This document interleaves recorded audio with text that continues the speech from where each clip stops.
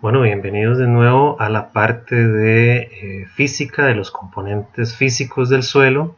Ahora esta charla trata sobre los líquidos del suelo, la fracción líquida o el agua del suelo, ¿verdad? Entonces, recordemos en el suelo ideal, más o menos un suelo ideal tiene 50% de espacio poroso. Eso es muy variable, depende del tipo de suelo, pero idealmente eso es lo que contiene. El resto del volumen está contenido en materiales sólidos, minerales y materia orgánica. Acordémonos nada más que el espacio poroso puede estar contenido por agua y aire. Asimismo, antes de seguir, es importante mencionar que el agua tiene particularidades muy importantes. Es un compuesto químico bastante particular en muchas propiedades, ¿verdad? Y por esas son las propiedades que le confieren las características al agua para ser un líquido tan vital para tantos procesos de la biosfera, para mantener la vida. Acuérdense que es una molécula que tiene una parte más electropositiva y otra más electronegativa. Eso se llama la polaridad. Esa polaridad le permite al agua formar puentes de hidrógeno con otras moléculas de agua o con otros compuestos orgánicos o minerales, ¿no? Esa propiedad de polaridad también le permite hidratar cationes y aniones, es decir, el agua envuelve literalmente los cationes y aniones y eso está relacionado a la fertilidad química. Esos puentes de hidrógeno también generan el fenómeno de adhesión-cohesión, que es las moléculas de agua se atraen entre sí, eso se llama la cohesión, y la adhesión es cuando la molécula de agua interacciona con las superficies de las partículas minerales del suelo o de las partículas de materia orgánica. También el agua tiene un fenómeno que se llama tensión superficial, que es en la interfase entre un volumen de agua y la atmósfera hay un diferencial de presión y eso genera que el fenómeno de la capilaridad, que es que los poros del suelo tienden a absorber el agua, ¿verdad? Y por último, la capacidad calórica. El agua es una de las sustancias con mayor capacidad calórica y por eso también le explica un montón de procesos fisiológicos en animales, seres vivos y en plantas en general. Entonces, así muy rápidamente, ¿por qué es que el agua es polar? Bueno, si uno ve la molécula de agua con más detenimiento, uno se da cuenta que no es plana, ¿verdad? Estamos en un universo de 3 dimensiones y la molécula tiene una forma tetraedral también. Ahora, un par de ápices de la molécula de agua están constituidos por electrones, ¿verdad? Los ven acá, en este ápice del tetraedro y acá. Acuérdense que los átomos tienden a por algún motivo que yo todavía no entiendo, los electrones tienden a estar en pares, en un orbital está ocupado por un par de electrones. Entonces, como pueden ver aquí, estos electrones, uno lo proveyó el hidrógeno y el otro electrón lo proveyó el oxígeno, ¿verdad? Entonces aquí, digamos, hay un enlace covalente bien claro, ¿verdad?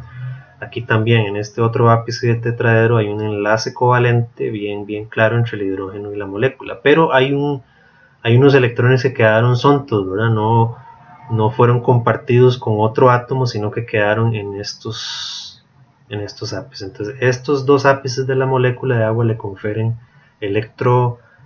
una carga neta negativa y acá le confieren una polaridad positiva, ¿verdad? Donde están los átomos de hidrógeno.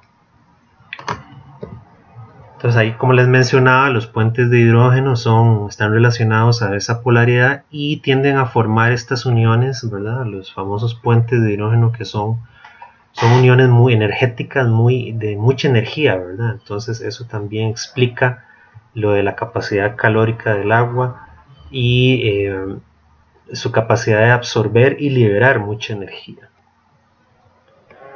También el agua tiene esta propiedad de adhesión-cohesión, como les mencionaba, y por eso se considera como el solvente universal. La tensión superficial, otra vez, eso está relacionado a la adhesión, el fenómeno de adhesión-cohesión de las moléculas de agua, y esencialmente es entre más pequeño es el capilar, ¿verdad? Por ejemplo, acá en este esquemita, este es el capilar grande, ¿verdad? Capilar grande, y este es el más pequeño, ¿verdad? Entonces, si notan, el agua tiende a ser absorbida por estos capilares por un fenómeno, un diferencial de presión que se da aquí en esta interfase entre la atmósfera, ¿verdad? Encima del menisco está la atmósfera y debajo está el cuerpo de agua. Entonces ahí se forma un diferencial de presión que genera literalmente una succión. El agua empieza a moverse del cuerpo de agua hacia el capilar, ¿verdad? Y esto sucede, esto es un fenómeno, esto es una vista simplificada de lo que sucede en la porosidad del suelo, ¿verdad? Los capilares pequeños tienden a retener aquí la succión matricial, eso lo vamos a ver más adelante. La succión matricial es mayor en un capilar pequeño que en uno grande, ¿verdad? Y como pueden ver, eso se evidencia por la altura por la que subió en el capilar grande, ¿verdad? Es menor comparada a la altura que subió por el capilar pequeño, ¿verdad?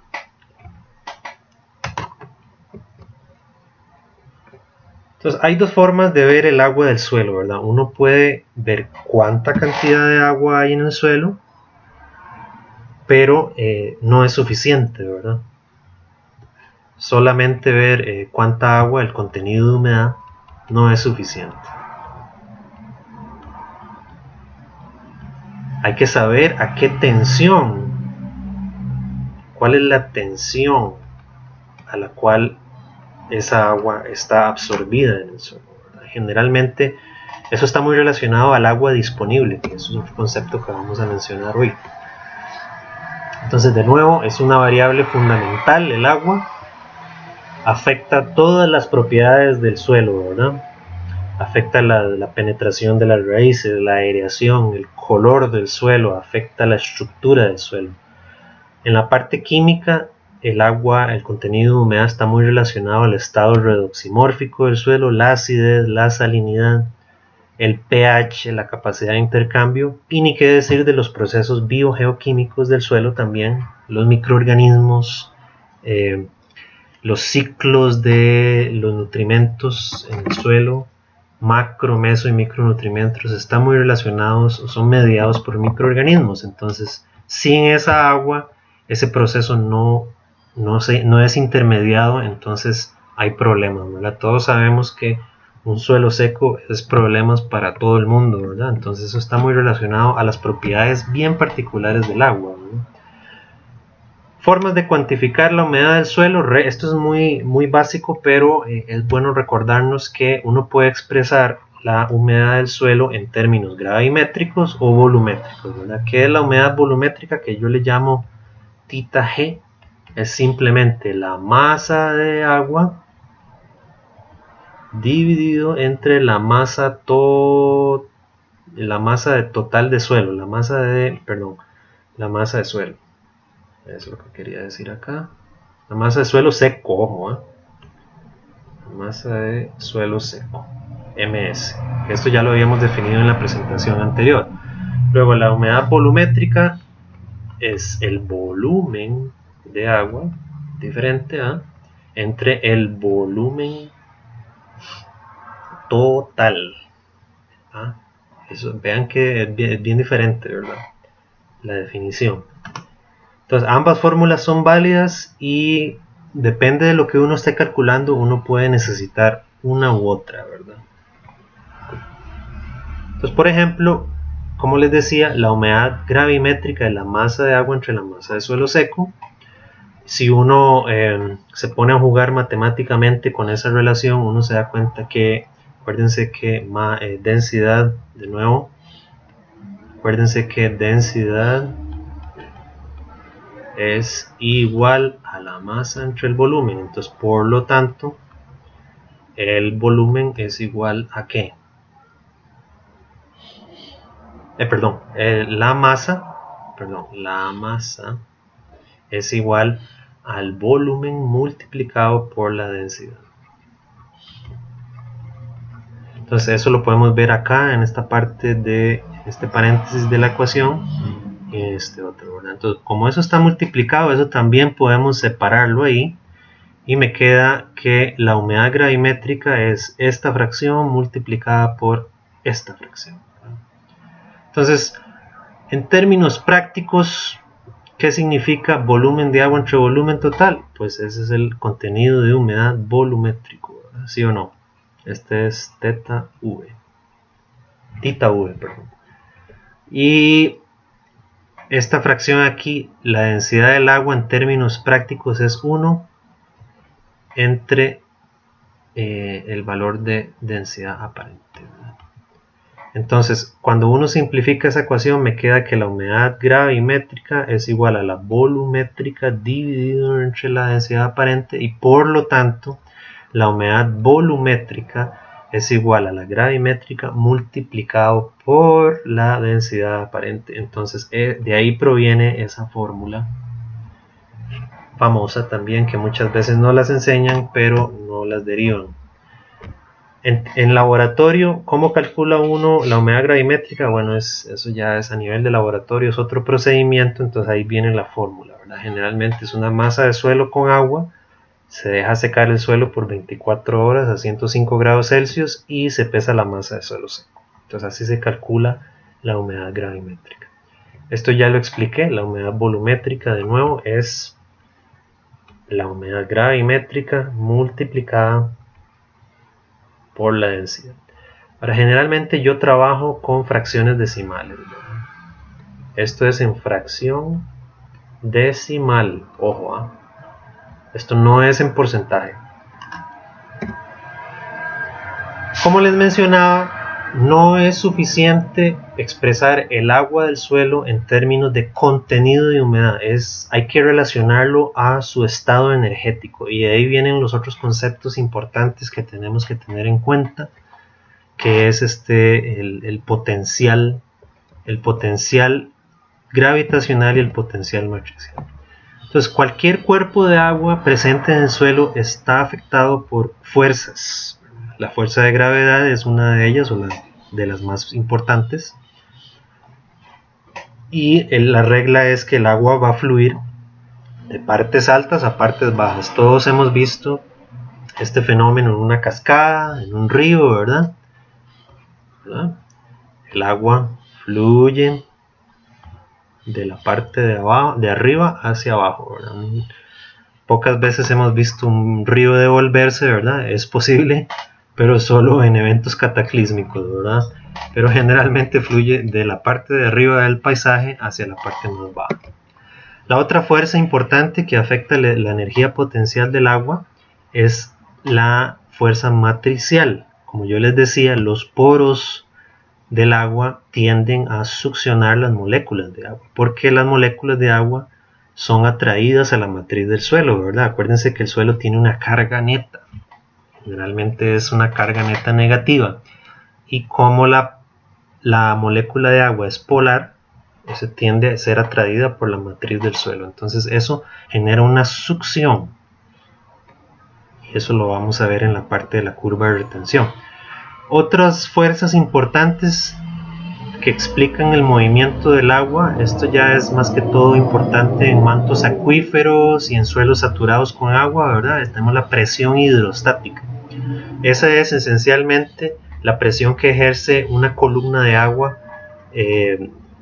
sobre un punto en particular en el espacio.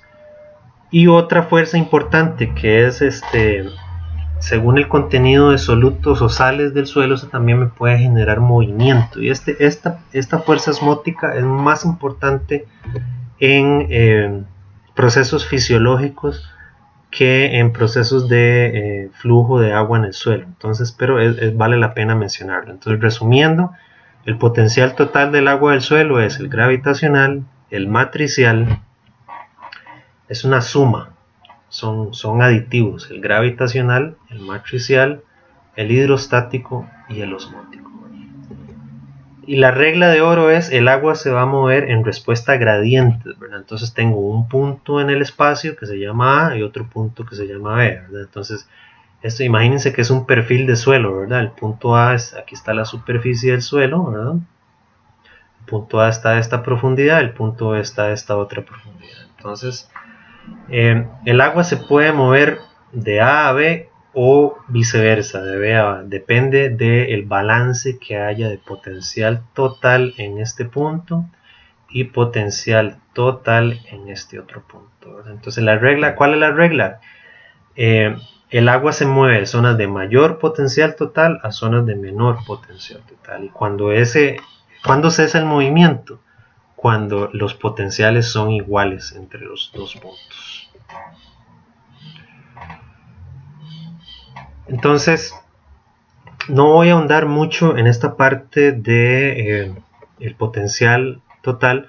Simplemente tengan en cuenta que es una medida de energía potencial por unidad de peso. Entonces quedan en longitud o en presión, ¿verdad? Y generalmente tiene un signo negativo. Cuando el suelo está no saturado, el potencial matricial tiene un signo negativo. Entonces esto se puede expresar en centímetros de agua o en unidades de presión también, como atmósferas, pascales, bares. Entonces aquí vemos un diagramita muy simplificado de pautas o propiedades generales de un suelo saturado, uno que tiene menos del 100% de saturación y uno que está más o menos a capacidad de campo. Entonces un suelo saturado generalmente tiene los poros llenos de agua, ¿verdad? No hay aire. Entonces el potencial matricial aquí es esencialmente cero, ¿verdad? Y aquí es cuando se expresa el flujo mayor de agua o la conductividad hidráulica es máxima. En cambio, cuando un suelo se empieza a secar, ya empieza a haber paquetes de aire aquí estoy señalándolo, por ejemplo, el paquete de aire aquí, una línea roja. El suelo cuando empieza a secarse o a drenar, empiezan a formarse paquetes de aire ahí. Entonces ya el potencial matricial empieza a ser mucho menor que cero. ¿Se acuerdan que yo les decía que era negativo? Entonces empieza a ser mucho menor de cero, y una de las consecuencias directas de eso es que la conductividad hidráulica ya no es máxima, sino que está en función, K está en función del contenido de humedad y disminuye en órdenes de magnitud, es decir, la disminución en la conductividad hidráulica es de 10, 100 o hasta 1000 veces comparada con la conductividad hidráulica cuando es máxima. Cuando un suelo está a capacidad de campo, el concepto tradicional es que cesa el drenaje, ¿verdad? Cesa el drenaje del agua del suelo. Pero siempre hay un cierto contenido de humedad, y esa humedad generalmente está contenida en los poros o está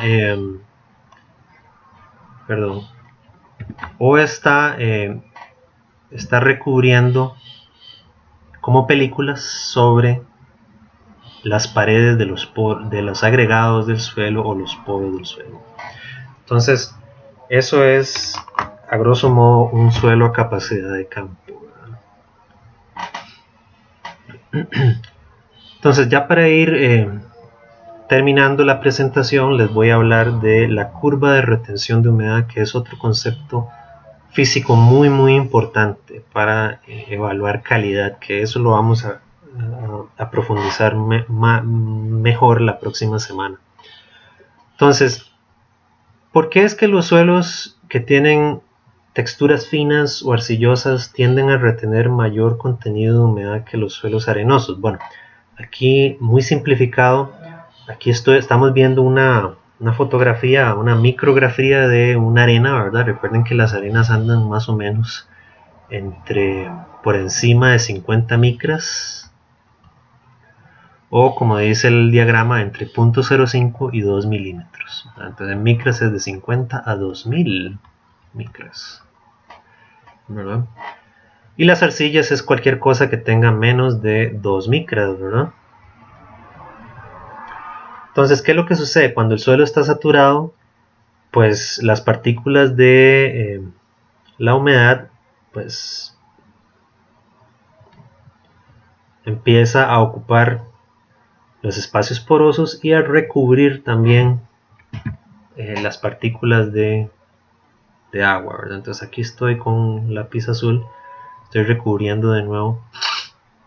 Aquí nada más para indicarles que la idea es que imagínense que eso es una arcilla y que está recubierta con moléculas de agua, ¿verdad?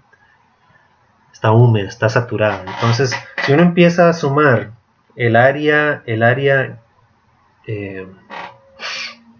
las partículas, el área que está recubierta, está humedecida o saturada en estas partículas finas, y uno empieza a sumar cada una de esas, esencialmente va a dar un área mucho mayor a la contenida en el área que puede ser ocupada por agua en una arena, ¿verdad? Entonces, a pesar de que la arena es una partícula de mayor tamaño, la superficie que puede retener humedad es mucho menor comparada con texturas más finas. Entonces aquí vamos a empezar a tratar de dilucidar esta es la famosa curva de retención, ¿verdad? Generalmente la curva de retención en el eje de las Y me indica el potencial. Esta es una de las formas de visualizar, perdón, la curva de retención. Entonces, como les decía, generalmente uno expresa el potencial matricial en el eje de las Y y lo puede expresar en hectopascales. Esto es más o menos lo mismo que centímetros de agua, ¿verdad? Que esa es otra forma de expresar el potencial matricial. Entonces aquí en el eje Y izquierdo tenemos una escala logarítmica de potencial matricial. Vean que en hectopascales, ¿verdad? Entonces acuérdense que 10 a la 0 es 1, 10 a la 1 es 10, 10 a la 2 es 100 y así, ¿verdad? Es una escala logarítmica, va incrementándose en múltiplos de 10. Entonces, ojo, ojo, ¿verdad? Que esa es la interpretación que se le da. En la escala, en el eje X derecho, tenemos un concepto que se llama PF, que es análogo a pH, ¿verdad? Lo que pasa es que aquí simplemente el PF lo que está exponiendo es el exponente del potencial matricial expresado en hectopascales o en centímetros de agua, ¿verdad? Entonces un PF de 1 equivale a 10 a la 1 hectopascales, un PF de 2 equivale a 100 hectopascales y así sucesivamente. Un PF de 4 son 10.000. El otro que quiero que le pongan atención en el esquema es el contenido de humedad, ¿verdad? El contenido de humedad aquí en el eje de las X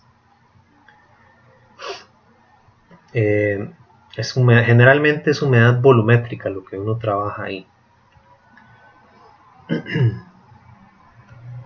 Ok. Entonces, vean que las líneas representan la curva de cómo se comporta la retención de humedad conforme el suelo se va secando y a qué potencial matricial es que esa agua está retenida. Acuérdense que cuando el suelo está saturado, ¿verdad? Aquí, cuando la humedad volumétrica es máxima aquí, por ejemplo en ese punto del gráfico para la textura arenosa, aquí en este otro punto para la textura arcillosa. Acá. Perdón, estoy teniendo problemas con mi tablet de dibujo.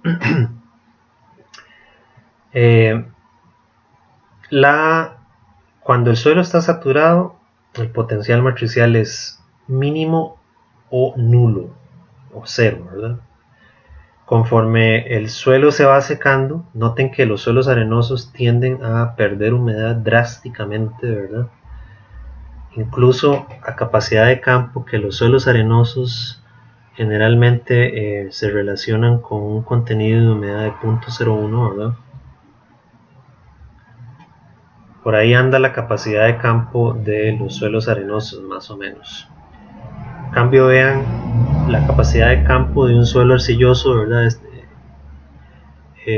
Esta línea azul, la línea azul que viene acá, la ven, la línea punteada azul horizontal, esa me representa la capacidad de campo. Entonces en el suelo arenoso me dice que tiene un contenido de humedad de 0.1.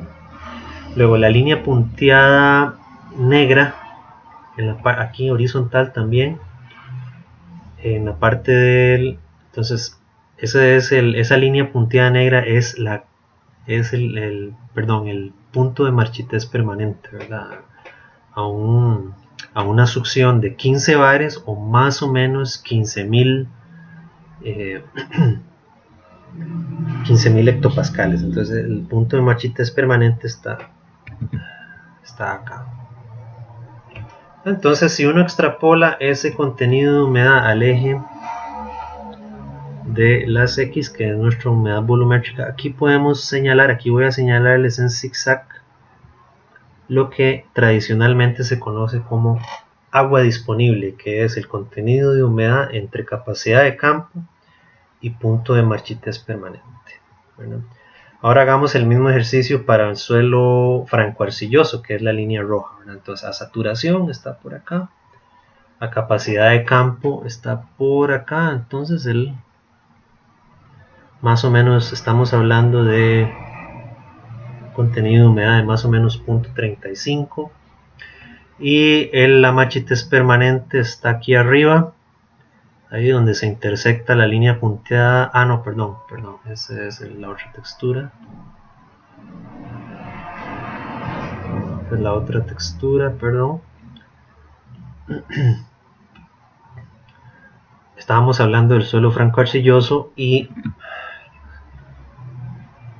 ahí está el punto de marchitez permanente para la textura francoarcillosa. Si uno de nuevo extrapola eso al eje de las X, ahí podemos ver que toda esta región acá, para esa textura en particular, se puede considerar como agua disponible. Entonces, comparado con la arena, las texturas más finas, francas o arcillosas, o incluso suelos orgánicos, tienden a tener un mayor contenido de retención de humedad.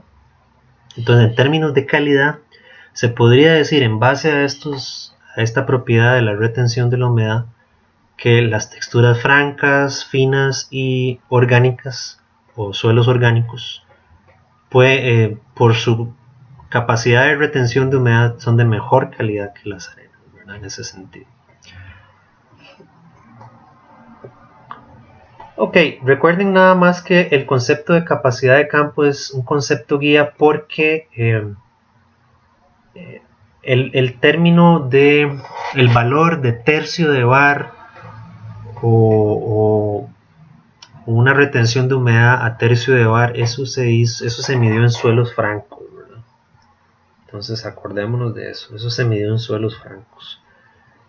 Ahí en ese punto es donde el suelo ha drenado libremente durante un periodo de tiempo, ya sea un evento de lluvia o irrigación. Entonces el agua está en los suelos francos, esa es la tensión a la cual el agua está, una tensión de 350 centímetros de agua, que es más o menos lo mismo que decir hectopascales, más o menos, o un PF de 254.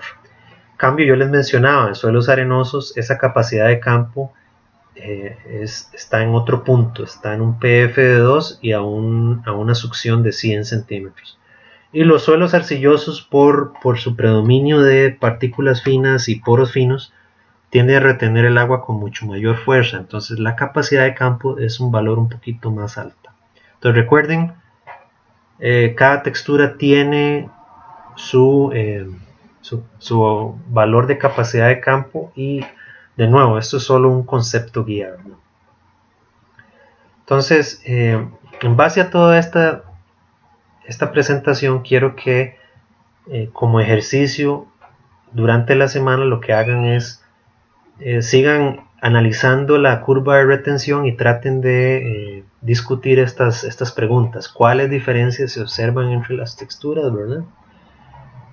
Por ejemplo, al punto de saturación y al punto de capacidad de campo, ¿verdad? ¿Cuál retiene mayor o menor humedad? Y por qué el suelo orgánico retiene un mayor contenido de humedad. Entonces, eso se los dejo de tarea para que lo vayan meditando, para que en la sesión de indicadores físicos ya podamos discutirlo con más calma.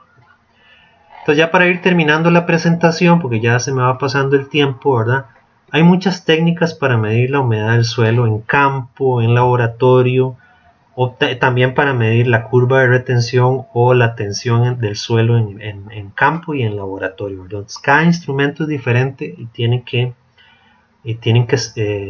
estudiarlos detenidamente según el manual de instrucción. Ahora, todos esos conceptos que hemos hablado tienen que tenerlos en cuenta a la hora de usar estos instrumentos, porque por ejemplo, un instrumento como el TDR lo que te da a vos es humedad volumétrica. Él mide humedad volumétrica, ¿verdad? Y no confundan eso con humedad gravimétrica, ¿no? Vimos que el cálculo es diferente y dependiendo de la densidad aparente del suelo, el valor de humedad volumétrica y gravimétrica pueden ser muy distintos. En términos de medir la succión o potencial matricial del suelo, hay n cantidad de sensores. Aquí nada más voy a mencionar muy rápidamente el famoso tensiómetro, ¿verdad? Que es uno de los más baratos de conseguir y de los más sencillos de utilizar, ¿verdad? El tensiómetro tiene un barril o cuerpo, ¿verdad? Aquí, que uno lo llena con agua. Uno llena con agua el barril del tensiómetro. Voy a tratar de dibujar eso en términos de aquí, ¿verdad? Aquí en azul estoy dibujando lo que uno hace es llenar el barril del tensiómetro hasta cierto punto y después uno coloca la punta cerámica del tensiómetro en el suelo, ¿verdad? Y ahí empieza a haber un intercambio entre el barril y el suelo, ¿verdad? Hasta que llega un punto de equilibrio y ese equilibrio o succión se mide con el macómetro o el manómetro de vacío que está acá. Entonces, el problema de los tensiómetros es que tienen un rango de medición muy reducido que va de 0 a 100 centibarios, ¿verdad? Que es más o menos lo mismo que decir de 0 a 100 kilopascales, ¿verdad? Muy útil para medir la punta de riego, ¿verdad? Para estar monitoreando sistemas radicales sencillos como de cultivos de porte bajo, ¿verdad? Como el brócoli, son muy sensibles al déficit hídrico, ¿verdad? Por ejemplo, la fresa, ¿verdad? Ven que la fresa y eso, los de porte bajo son muy sensibles al déficit hídrico, entonces el tensiómetro es muy útil para estar monitoreando a qué tensión hay que tener el agua para disparar la punta de riego, es decir, efectuar el riego. En cambio, hay otros que son mucho más resistentes, ¿verdad? Los perennes, por ejemplo, aguacates, cítricos, tienden a ser más resistentes al déficit hídrico, los cereales también. Hay otros sensores que tienen un rango de medición mayor, como por ejemplo estos sensores que pueden monitorear la tensión del suelo de 0 a 200 kilopascales, ¿verdad? Eso se llama el sensor Watermark de ICARCAMP. Vean que es una especie de punta cerámica recubierta con una malla metálica. Y por último, ¿qué se usa para medir la curva de retención? Bueno, pues las ollas de presión, ¿verdad? Aquí lo que se hace es, este es el método estándar, ¿verdad? Para medir la olla de presión, para dibujar la curva de retención. Vean que las curvas de retención son funciones curvilíneas, ¿verdad? Bastante no lineales. Entonces, las funciones que describen esas curvas son, se le llaman modelos, ¿verdad? Hay varios modelos. Está el modelo Wangen-Nuchten. Hay otros modelos ahí, Brooks-Corey, Score es otro modelo. Esos son modelos para dibujar la curva de retención. Y bueno, no los voy a ver en detalle porque eso requiere otra clase entera, pero sí para que los tengan en cuenta. Y verdad que uno puede modelar matemáticamente esas curvas de retención, y si están interesados en el tema se pueden, pues con mucho gusto podemos verlo, pero para efectos del curso de calidad quiero que nos enfoquemos en el concepto de agua disponible, capacidad de campo, punto de marchitez, y también deberíamos de empezar a hablar de agua fácilmente disponible para definir un índice para esta característica del suelo, ¿verdad? Porque uno no va a llevar el cultivo a punto de marchitez permanente nunca, ¿verdad? Eso no. Pero igual necesitamos un rango arbitrario para evaluar la calidad del suelo. Entonces un rango útil es de 0 a 15 bares, 0 a 1500 kilopascales, que tradicionalmente se le llama agua disponible, pero eso depende del cultivo, ¿verdad? Si el cultivo es muy sensible al déficit hídrico, uno no jamás va a llevar el cultivo a una tensión de 15 bares o cercana a 15 bares. Entonces con eso termino la presentación, me extendí un poquito, pero sigue otra presentación de propiedades físicas y esa ya sería la última de la semana.